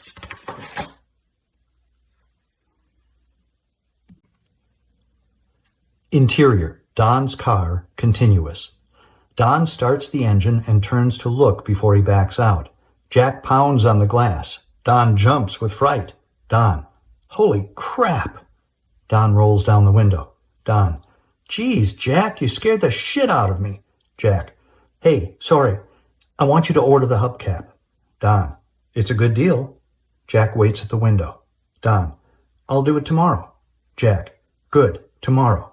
Jack backs away from the car. Don. You okay? Jack. Yeah. You want to go for a beer? Don looks across the street at the bar and grill. Don. Can't. Promises to keep. Jack. Maybe some other time. Don. When you get the hubcap. Jack. Yeah. Don. See you tomorrow. Jack. Yeah. Tomorrow. Don drives away. Jack looks at the bar and grill's neon sign. Interior, bar and grill, night. The place is busy. Jack takes a seat at the bar. The bartender is serving food at the other end. He waits. He looks at the door, the couples at tables, the clock which reads 10:10. He gets up to leave, head down. Charlie, all dolled up, adjusts her purse strap as she comes out of the restroom. She collides with Jack. Charlie, Jack. Jack, hi. Charlie looks past him to the dining area. Jack, you okay? Charlie, yeah, fine. He follows her gaze. Jack, you off tomorrow? Charlie, no. You? Jack, no, Thursday. He looks at her clothes, makeup. Jack, looks like you got a date. Charlie, a friend. Jack waits for an invitation. Charlie, I better get back. Jack, yeah, see you tomorrow. She hurries past him. She glances back. He turns to leave. He changes his mind, takes a step away from the door, and sneaks a peek at her. She slides in a booth where Sam Weston, the boss, waits for her. He kisses her. Jack can't believe his eyes. He's glued to them. Annie walks through the door. She watches Jack stare. Annie, Jack? Taps him. Jack! He looks at her. Does a double take. Looks down at her bandaged hand. Jack, Dr. McClure, what are you doing here? Annie, getting something to eat. What are you doing here? Jack, I'm not sure. She's puzzled. Annie, oh, what's good on the menu? Jack, ribs. Annie, I don't eat much meat. She walks up to the bar and takes a menu. He follows her. Jack, I've been thinking about the other day. Annie, I've been trying to put it out of my mind. Jack, when you said that you didn't like your mailman, well, I try to do a good job for my patrons. Annie, you got a ways to go with me. Jack, I know. How about if I leave your mail at Kubinski's? I'm usually there at 11:30. Give George your outgoing. I'll pick it up. She sits down at the bar. Annie, that's perfect. You're safe, and I get my mail. Almost to my office. Jack, I'll start it tomorrow. He looks around the room, eyes resting on Charlie and Sam. Jack, I better go. Got work tomorrow. He turns to leave. She grabs hold of his shirt sleeve. He stops and looks at her hand. Annie, I take it all back. I like my mailman. She releases him. Embarrassed, he smiles and leaves. She watches him dart across the street. When she turns back, the bartender is there. Annie, I'd like a house salad to go. Interior, Bucktown Post Office, morning. The carriers stand by their cases. Sam Weston, holding an empty mail tray, stands in the center of the workroom floor by a new orange hamper.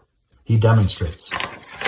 Sam, you undo the side webbing. Hold the tray chest high, keep your back straight, bend at the knees, and place the tray in the bottom of the hamper. Charlie, clutching her clipboard, watches Sam with rapt attention. Louis leans over to Jack. Louis, you sure it was him? Jack nods. Sam, the whole point of the new hamper is to save the wear and tear on your back. Demonstrates again. But you must keep your back straight and bend your knees. Louis leans over again. Louis, on the lips? Jack nods. Sam, we'll start using the pumpkins tomorrow. The old hampers will be herded up and sent down to the main post office. They'll be inspected and retired. Louis leans over again. Louis, you sure it was Charlie? Jack nods. Louis, we're screwed. Jack nods. Sam, congratulations. We came in with 98% on scans. Keep up the good work. That's it. Pumpkins start tomorrow. Jack and Louis stare at Charlie. She embraces Sam with a look of love-struck rapture. Exterior, Bucktown Post Office, day. A queue of postal trucks exit the parking lot onto the street. A USPS semi backs into the open door of the loading dock. Interior, Bucktown Post Office, continuous. A forklift loads the stacked canvas hampers onto the semi. Interior, Kubinski's Meat Market, day. Jack places 2 bundles of mail on the counter. George fills a deli bag for Lois and Jack. Jack, no lunch. I'm having Subway with Louis. George, and Lois? Maggie taking her out? George picks up his mail, glancing through the envelopes. Jack, don't know. She just said I was off the hook. George picks up the other bundle of mail. George, whose is this? Jack, Dr. McClure. She'll pick it up here. Figured that was okay. George gives him a quizzical smile. Jack, ran into her last night. I'm off the hook there, too. George waits for more information. Jack adjusts his mailbag shoulder strap and heads for the door. Jack, later. Interior, Subway, day. At a booth, Louis and Jack inhale their sandwiches and drinks. Louis, we need a game plan. Jack, maybe she really likes him. Louis, right. In 3 weeks, they're deeply in love. Jack, it could happen. Jack eats and thinks. Louis jumps up, refills his glass. Louis, We got to watch our backs. We can't trust her. Jack, I should tell the guys. Louis, already done. Jack puts his sandwich down, looks away. Louis slides back in the booth. Louis, they had to know. Jack, yeah, she just looked so happy. Louis, maybe she ordered the ribs. Jack, yeah, maybe she ordered the ribs. Enlightened, Louis puts down his sandwich. Louis, you know, this could work out good for us. Jack, how do you figure? Louis, if they're screwing each other, there's less time for them to be screwing us. Jack's watch beeps. Interior, Lois's kitchen, evening. Jack, wearing his postal uniform, enters from the back door. He inhales and gives out a savoring groan. He lifts the cover of a pot on the stove. Lois calls, Andy, is that you? Lois, using a cane, bounces into the kitchen. Lois, Warren, I thought you were Andy. Jack puts the cover back on the pot. Jack, you made chicken and dumplings. Lois, Andy and his girl are coming over for dinner. I'm trying to get them back together. I'm not meddling. Jack, you've met her? Lois, no, he's bringing her over to prove he's moving out on his own. That was driving her crazy. Jack looks at the 3 place settings on the table. Jack, you know that? Lois reaches for a photo album on the counter. Lois, she wants to go to Hawaii, so I thought I'd show them pictures of the trip I took with Maggie. I know, that wasn't romantic, but they can see how it could be. Jack, Andy's moved in? Lois, tonight. That's why it's a big deal. I should have told you. Jack, Ma, no, just checking to make sure you're okay. Lois looks at the 3 place settings. Lois, I'll set another place. Jack, I got stuff to do. Lois, you should stay. Jack, I got stuff to do. Lois, you sure? Jack gives her a kiss on the cheek. Jack, yeah. Interior, Jack's bedroom, evening. Jack lies in bed reading the deviant pet library books. His uniform is laid out on the chair for the next day. The closet door is open, the photographs exposed. On her jungle gym, Lucille plays with the shell of a grapefruit, the sections piled in her bowl. There's a knock at the door. He claps the book shut. He closes the closet door. At the front door, he opens the door to Maggie. She hands him a beer. She's got a glass of wine. Maggie, Ma called. Wants me to check on you. Jack cracks open the beer. Jack, my diaper doesn't need changing. Maggie, what a relief. She makes her way to the couch. Lucille crosses the room and stares at her. Maggie, you did a nice thing for Annie. He tries to place the name. Jack, Annie. Maggie, Dr. McClure. George told me. He sits down with her. Lucille climbs up to his shoulder. Jack, just doing my job. Maggie, you could have made her get a post office box and you did a nice thing. Jack, okay, I did a nice thing. What's this really about? She relaxes into her chair, the wine to her lips. Maggie, I'm concerned about you. Jack, throw out that old record. I'm a big boy. Maggie, that's my point. You're letting a good life pass you by. Why not try having an adult relationship instead of vegetating with a bird? Lucille flaps her wings and squawks. Jack, upset. I don't spend enough time with Lucille. She's alone all day. Bowling night is over 12 hours. She's over-preening, talking less, doesn't greet me, rips the place apart. She bit me. He catches himself in his frustration. Drinks. Maggie ponders the outburst. Jack, something is wrong, and I'm trying to figure it out. Maggie, sounds like you and Lucille need an animal behaviorist. He matches her stare. She gets up. Maggie, just a suggestion. She heads for the door. Lucille scampers down Jack's arm to the floor and follows her. Lucille, later, go to sleep. Jack, deep in thought, is frozen on the couch. Maggie smiles down on Lucille. Maggie, bye-bye, Lucille. She leaves, the door closing behind her. Interior, Bucktown Post Office, morning. Mail surrounds Jack as he cases his route. He grabs a tray of mail and trips on a bucket. The mail in the tray cascades into the air and onto the floor. Jack, shit. Jack picks up the mess. Louis pokes his head out. Louis, so how you gonna be? Jack, crabby. Louis chuckles and returns to his case. Charlie clipboard in hand, walks up and sees the mess. Charlie, you got crickets today. Jack, you're kidding. Charlie, 2 cases on the dock. Jack throws the mail back in the tray. Jack, go ahead, ask me. Charlie, I'll give you a half an hour. Jack nudges the bucket with his foot. Jack, I hate the crickets. Louis pops his head back out. Louis, he hates the crickets. Charlie, I know. She walks away. Exterior, Bucktown Street, day. Shops line the busy street. In the back of his parked postal truck, Jack disappears as he reaches deep. Only his bare calves visible. A cricket jumps out. He steps on it. Louis, voiceover. I had a guy that would get crickets once a month. He lived in this crappy apartment, had a pet lizard. Herman. Jack stacks 2 cases of crickets on top of each other and heads down the sidewalk. Crickets chirping like mad. Louis, voiceover. So one day, I'm bringing the crickets, and he comes to the door like he's having a seizure or something. Jack goes to the door of Reptile World, puts the crickets down, opens the door, holds the door with his foot, picks up the cases of crickets, and enters. Louis, voiceover. I say, hey man, what's wrong? He says, I can't find Herman. Interior, Reptile World, continuous. The place is filled with every kind of reptile imaginable. Jack sets the crickets on the counter. A man with a snake around his neck signs for them. Louis, voiceover.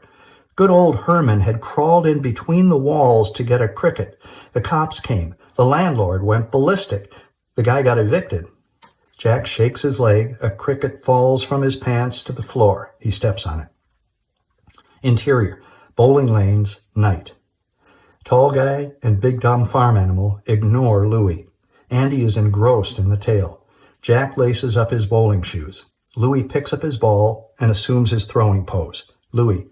They ended up tearing all the sheetrock out, and poor Herman had eaten his last cricket. Louis throws the bowling ball down the alley. Andy. He's kidding, right? BDFA. In his mind, it's true. Louis gets his ball from the return. Louis. That's my lizard shit story. You get my snake shit story when Jack delivers the baby chicks. Jack. Intense. Every time you tell that story, how many times do you have to hear it? The guys gawk at Jack. Louis. Geez, Jack, the kid hasn't heard it. Louis throws his ball. Tall guy. Bad day for Lucille. Jack. Toilet paper all over. Andy. Lois says the bird is crazy. Jack. They've never gotten along. Andy. She packs me a lunch. Jack.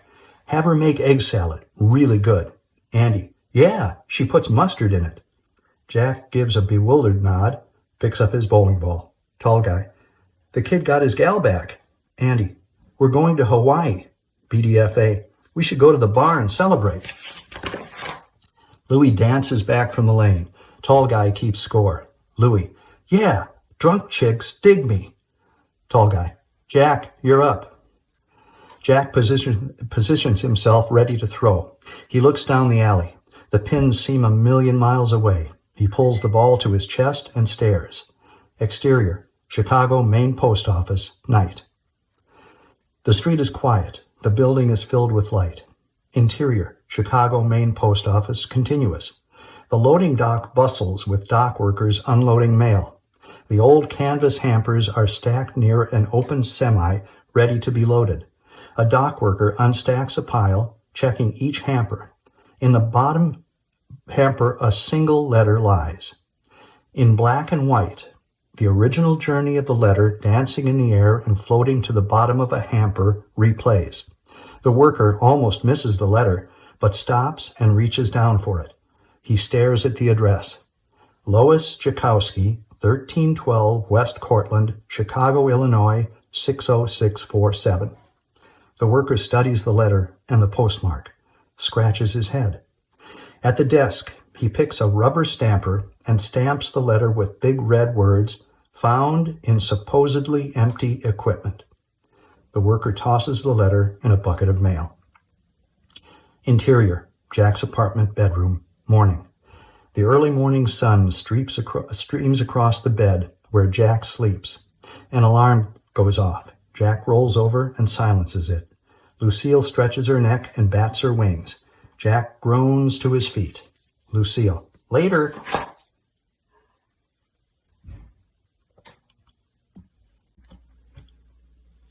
Interior, Kubinski's Meat Market, day.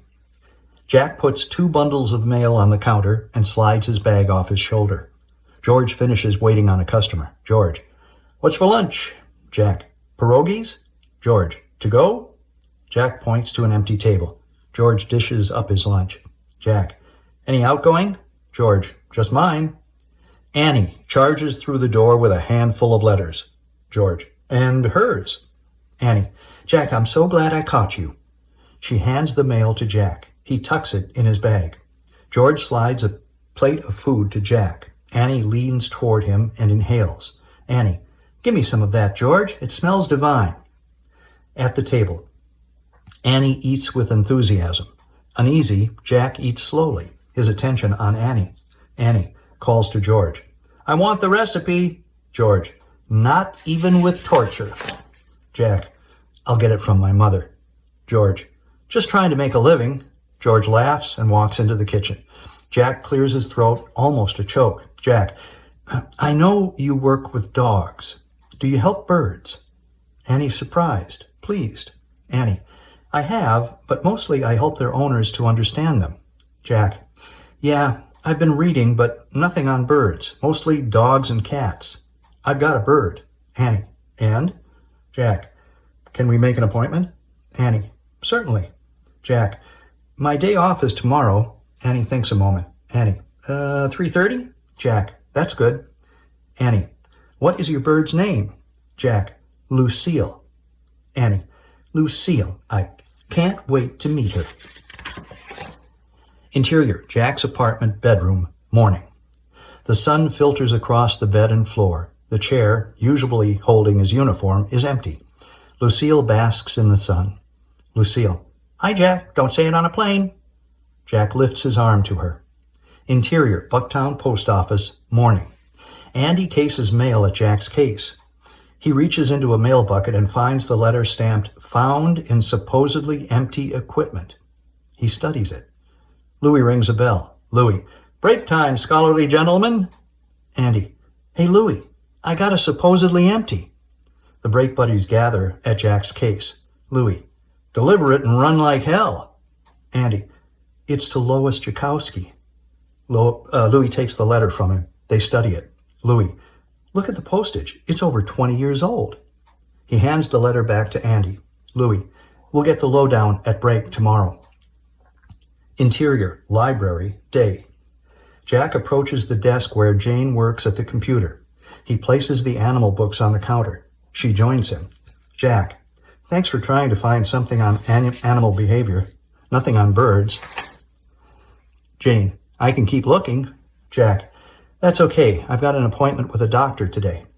She reaches under the counter for his weekly stash of tapes. Jane, is your bird sick? Jack, maybe. She slides the stack of tapes to him.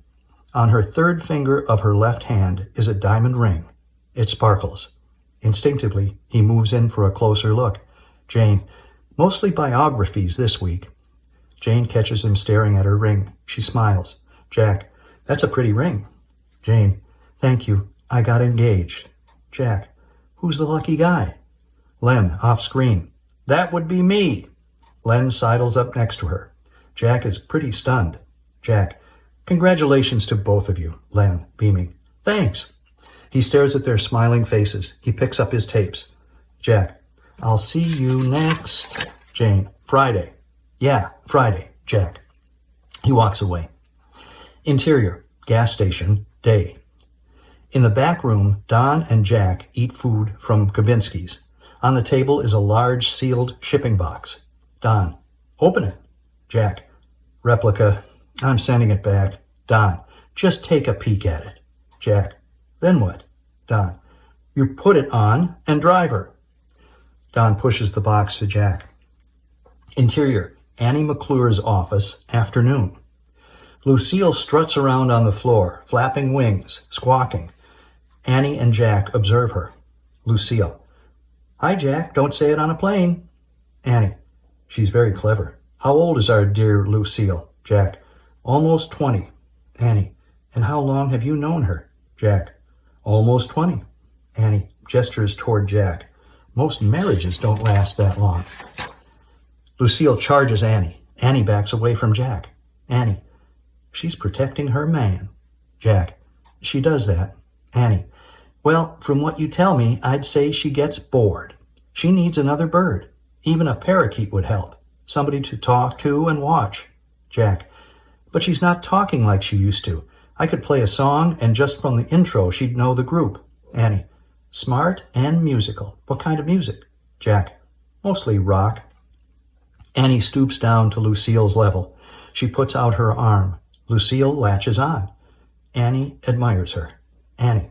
You are gorgeous. I'd take you home if you didn't have one. Jack. Never seen her do that. Annie. What? Jack.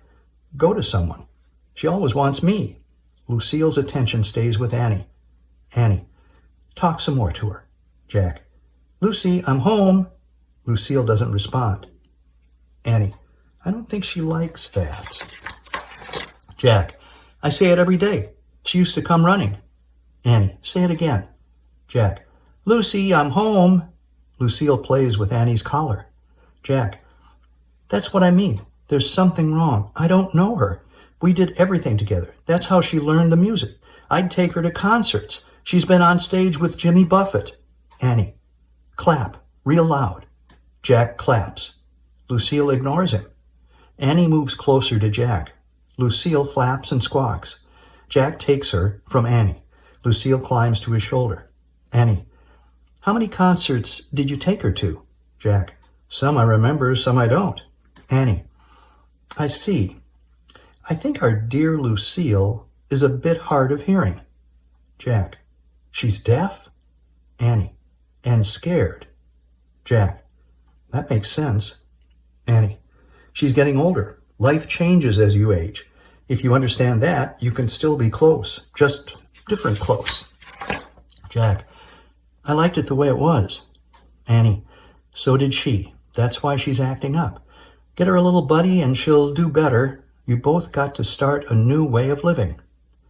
Annie leans against the counter, confident with her diagnosis. Jack gives a reticent nod. Jack.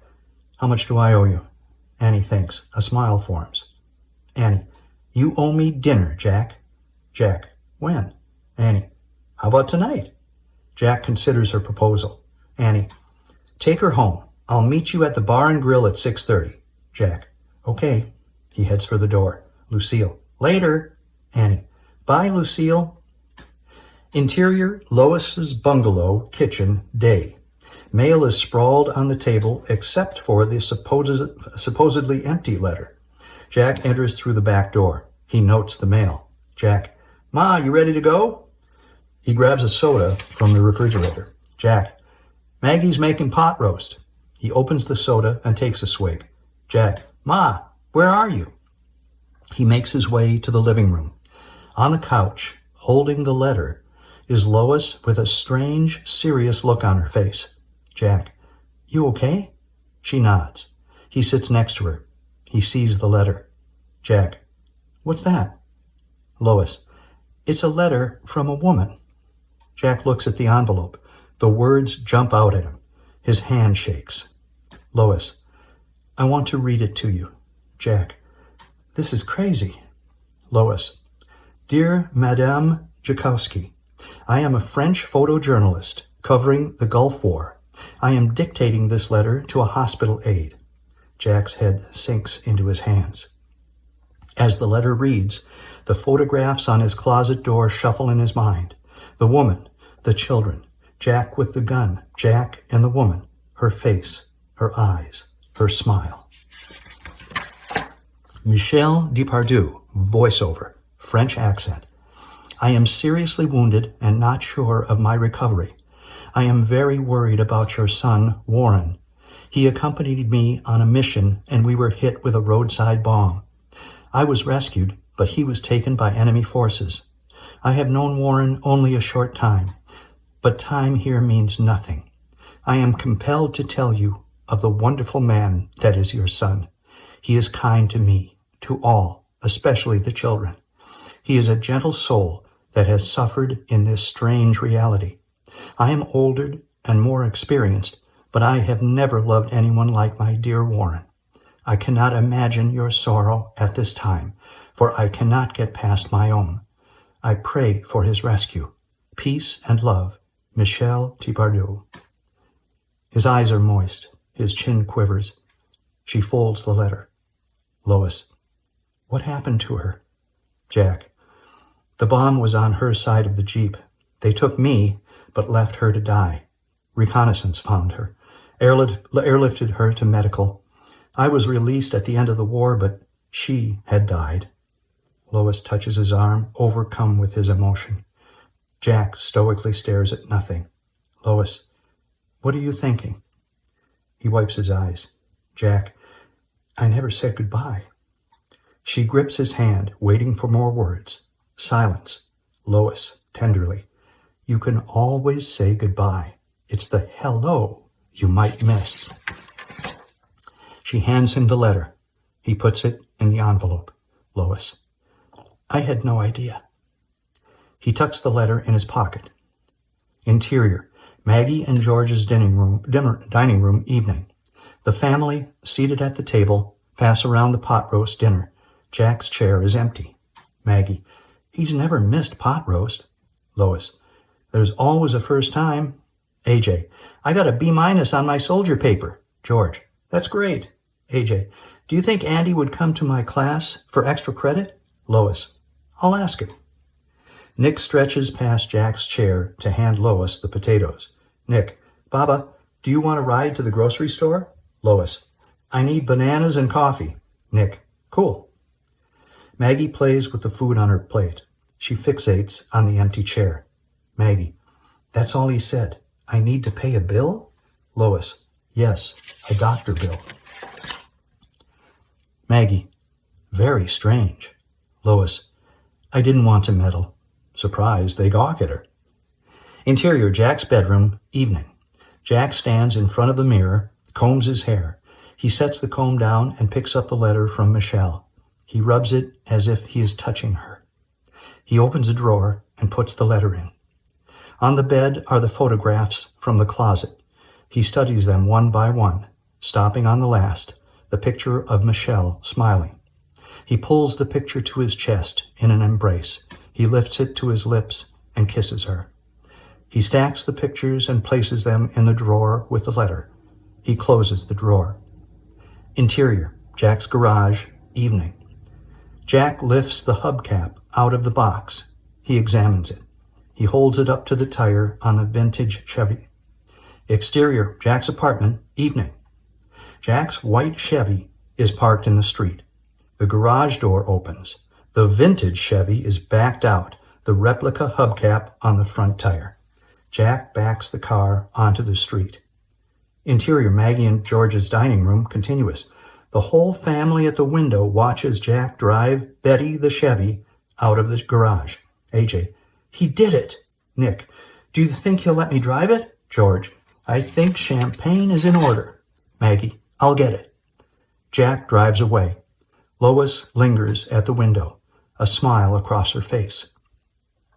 Interior, vintage Chevy, night. From the parked car driver's seat, Jack gazes at the bar and grill. He touches the empty passenger seat. He looks at his eyes in the mirror. Interior, bar and grill, night. The bar is quiet. Jack, with beer, Annie, with wine, sit in a booth. Jack, but you don't eat meat. Annie, sometimes, if I can stop thinking of the animal. Jack, a hazard in your line of work. Annie relaxes into the booth, sips her wine. Annie, nearly drove my husband crazy with my meatloaf. Hoped it was beef, but never knew. Called it a mystery meat. Jack, what happened? Annie, to the meatloaf? Jack, no, your husband. Annie, got killed in a hunting accident a couple of years ago. Jack, you married a hunter? Annie, now you're making an assumption. Liking her playfulness, he relaxes. Annie, he was hunting mushrooms.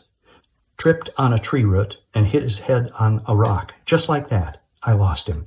Jack, I'm sorry, you're so young. Annie, young enough to start over. Jack, what did you do before? Annie. I was a veterinarian, but I couldn't put an animal down. Just wanted to make the living better. Studied up, passed some tests, and moved here. Jack. From the South. Annie. South Carolina. But I went to school up here. Have dear friends. George's wife Maggie and I roomed together in college. She helped me find the office space. Rent's good. Business is good. And I've got a good mailman. Jack can't believe what he's hearing. He drinks. He stares. Annie. But she's driving me a little crazy. Wants me to meet her older brother, Warren. Sighs. Never been married. What if I meet him and it's not good? I can't risk losing Maggie as a friend. But in her own way, she keeps insisting. What would you do, Jack? She looks to him with sincerity. He's numb. Ponders. Jack. I'd give the guy a chance. She nods in confusion. He watches her. Annie. And what about you? You got a girl? Jack. You've met her. Annie chuckles, mimics. Oh yes, Lucy. I'm home. They enjoy the moment. His eyes shine. Annie. How did you meet your girl? Jack. My girl. The lightness dissipates. He clears his throat, shifts in his chair, drifts back. Jack. Guys are fragile when they're young. Don't know much. Think they do. Life comes fast and hard. He closes his eyes for a moment. Jack. I had a girl. Met her during the Gulf War. She was fearless, tender. You could see her soul when she smiled. She was beautiful. When she kissed me, she kissed my heart. I could actually feel it. And when she spoke, there was no one else in the world. Away from her, I would yearn for her touch and weep when I finally got it. Her laugh was deep and real, the kind that makes people feel better just hearing it. She wasn't afraid of life, even that life, and she wasn't afraid of death. You never forget someone like that, never. She was magnificent. He looks into her bewildered eyes. They're moist. Annie. That's a beautiful love story. He works to hold back his emotion. Jack. So I'm thinking you should give this Warren, Jack Jakowski, a chance. Maybe, like you, he can start over. She stares at him, surprised, confounded, pleased. Annie. You're Warren. You're Maggie's brother. He nods. She wags her head in amazement. Annie. I'll take your advice. Just one question. He gives her a skeptical look. Annie. Should I call you Jack or Warren? Jack. Relieved. I like how you say Warren. She smiles. Jack. I've got one more girl I want you to meet. Annie. One more? You are a ladies' man. A platter of sizzling ribs is set on the table between them. Exterior. Betty the Chevy. Night. The lights of the bar and grill bathe Betty with a dreamy glow. She starts up, backs out of her parking spot, and drives away. Jack, off screen. Hello, Annie. Annie, off screen. Haven't we already done that? Jack, off screen. Not properly. Annie, off screen. Oh, hello. I'm pleased to meet you. Jack, off screen. I'm a lucky guy. Annie, off screen. Warren Jakowski. Are you romancing me? Jack, off screen. Yes. Yes, I am. Betty drives down the street, tail lights bright. A big old moon hangs low in the sky. Fade out. The end.